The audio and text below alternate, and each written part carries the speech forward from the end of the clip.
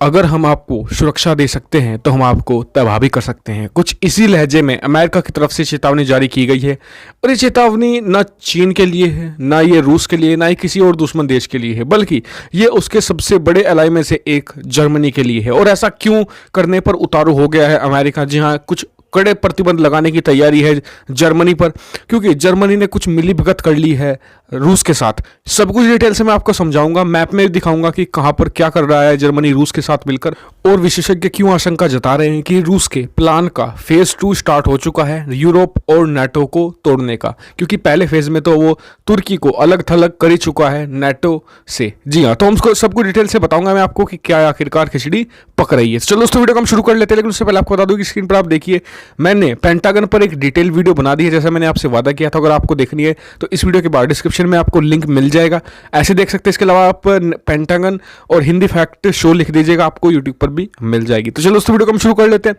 तो दोस्तों, सबसे पहले आप स्क्रीन पर देखिए, ये एक रफ सा मैप है कहाँ कहाँ से यूरोप से होती हुई जो रशियन पाइपलाइन है, गैस पाइपलाइन है, वो पूरे यूरोप में फैलती, और इन्हीं गैस पाइपलाइन के जरिए रूस को बहुत ही मोटा रेवेन्यू होता है। यूरोप के जो अमीर देश है उन्हें गैस बेच बेच कर, सैंक्शंस के बावजूद, क्योंकि यूरोप के देशों के पास और कोई चारा नहीं है यूरोप से गैस, रूस से गैस खरीदने के अलावा, और इससे रूस को भारी आमदनी होती है। जी हाँ, रूस अमेरिका के जो सख्त सैंक्शन है उनके बावजूद खड़ा है।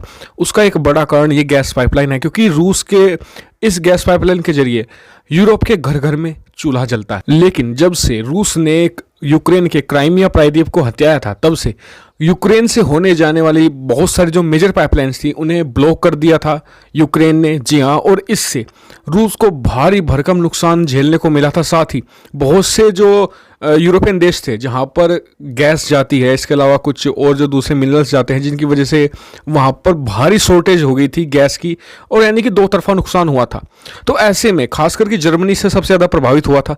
तो जर्मनी ने क्या किया, रशिया के साथ एक अलग पाइपलाइन समझौता साइन कर लिया। इसके तहत हुआ क्या कि जो ये पाइपलाइन होने वाली है डायरेक्ट जाएगी जर्मनी के लिए, स्पेशल होगी ये रशिया से, और ये होगी समुद्र के अंदर से। जी हाँ, यानी कि कोई भी देश इसके बीच में नहीं आने वाला, जिससे कि जो मतलब कि अनलिमिटेड जो गैस सप्लाई है वो होती रहेगी। चाहे रशिया कुछ भी करे यूरोप में, उसे कोई फर्क नहीं पड़ने वाला, उसे लगातार आमदनी होगी और जर्मनी को लगातार गैस सप्लाई। तो इसी को लेकर इसका काम लगभग शुरू हो चुका है, लेकिन अमेरिका ने अब इस पर एक बड़ी टांग अड़ा दी है। अमेरिका ने सख्त प्रतिबंध जारी करने की धमकी दी है जर्मनी को, और कहा है कि अगर इस गैस पाइपलाइन सौदे को रद्द नहीं किया जाता है तो वो भारी प्रतिबंध लगाएगा जर्मनी पर, और जर्मनी कोलैप्स कर जाएगा। और अगर आपको अमेरिका और जर्मनी की स्थिति समझनी है तो आप भारत और भूटान की स्थिति को मान लीजिए। मतलब कि भारत लगातार भूटान को सुरक्षा देता रहा है, लगातार उसकी मतलब कि हर तरह से मदद की जाती है, हर तरह की जो फॉरेन पॉलिसी को मेंटेन करके रखता है।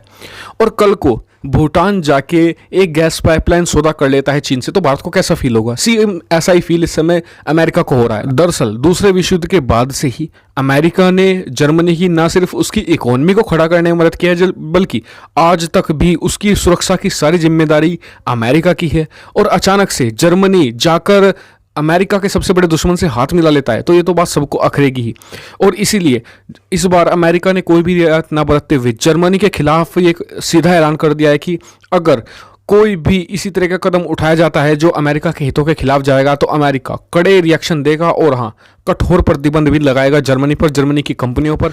वहीं बात करें रूस की, तो रूस तो इस बात से बहुत ज़्यादा खुश है, क्योंकि उसे लगता है कि इस पाइपलाइन के जरिए वो जर्मनी को न सिर्फ यूरोपियन यूनियन से बल्कि नाटो से और ज़्यादा दूर कर देगा, जिस तरीके से उसने तुर्की को किया है।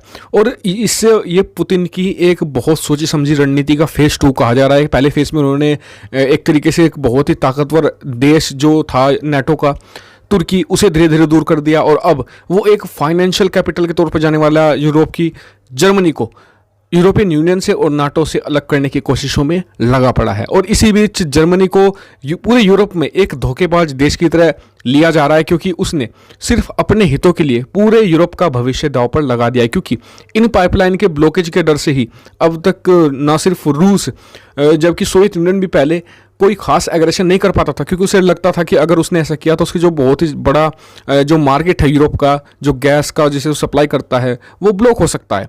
और इस पाइपलाइन के बन जाने के बाद ऐसा नहीं होगा, क्योंकि फिर जो बड़ा देश है जर्मनी, जो सबसे ज़्यादा गैस खरीदता है, उसे तो लगातार सप्लाई होती रहेगी, लेकिन वो फिर छोटे देश वो फंस कर रह जाएंगे उनके खिलाफ।